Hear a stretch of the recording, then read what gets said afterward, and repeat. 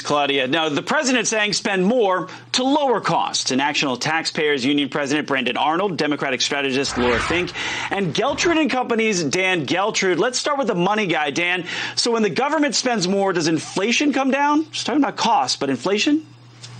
Absolutely not. So the government juices up the economy more, you're spreading out the money. That increases demand. We already have supply chain problems.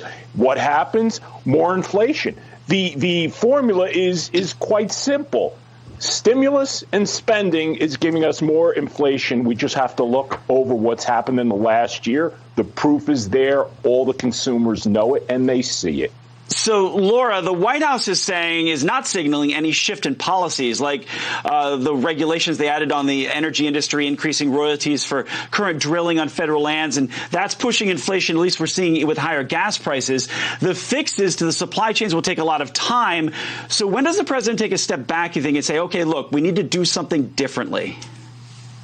Well, I think that if you look at the global, worldwide pandemic crisis, you're seeing this happen in countries across the globe. This is not unique to America or American policies. And I will say this, when you look at what Dan's saying, it's not a stimulus. When we're talking about BBB and some of the spending that Biden wants to do, it's really about long-term spending. It's long-term investments in American families. So I grew up as the daughter of two grocery workers. And I'll tell you, grocery workers would certainly have liked help with their child care, a child tax credit, help with prescription drugs. Those are long-term investments over the next decade that are going to help American families long after inflation has settled. We see the Fed acting. We see economists agree that needs to happen. And I think we'll see changes in the short term. And with Biden's package, changes in the long term for families. It's still spending, though, and you're spending on the bipartisan infrastructure bill. You're spending on a number of different things. So, Brandon, I want to ask you about inflation at 7.5% year over year. It's costing every American family about $276 a month.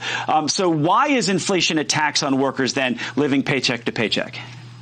Well, what we're seeing is good jobs numbers. We're seeing increased wages, but right now inflation is outpacing those gains. So even as people have a little bit more money in their pocket, that money isn't stretching so far because they go to the gas station. Gas is extraordinarily expensive. You go to the grocery store. Groceries are extraordinarily expensive. And these policies that the Biden administration are pushing would make the problem worse. The Penn-Wharton budget model says Build Back Better drives up inflation even further. It's bad policy. 0.1%. Well, so I've only got about a minute left here. So, Laura, I want to ask you about this. So the White House has been saying, well, look, month-over-month inflation numbers are going down. But that's not the case in the last report that we got. Month-over-month inflation leveled off, staying the same. So the message has been now, well, don't look at 1 month over month. So they're hoping this just settles down, it seems, when the supply chain unclogs, right?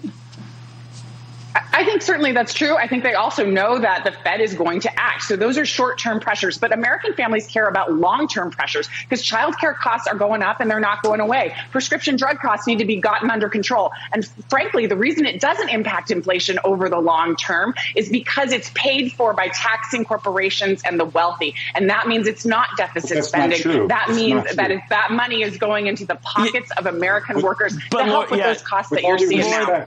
The spending is 14 Nobel laureates, not just me. Years, and then they turn it off, magically pretend like that spending is going to turn off, when we know in all likelihood they're going to try to extend that spending, and therefore the budget does not balance. And you're looking at a Build Back Better plan that costs our economy trillions and trillions of dollars in deficit spending. And families have to get there. 14 Families Nobel laureates agree with you. And Laura, families have to get to that long-term thing and weather this storm with their finances. So, Brandon Arnold, we have to leave it there. Dan Geltrude, Laura Fink, thank you very much. I'm up against a hard break.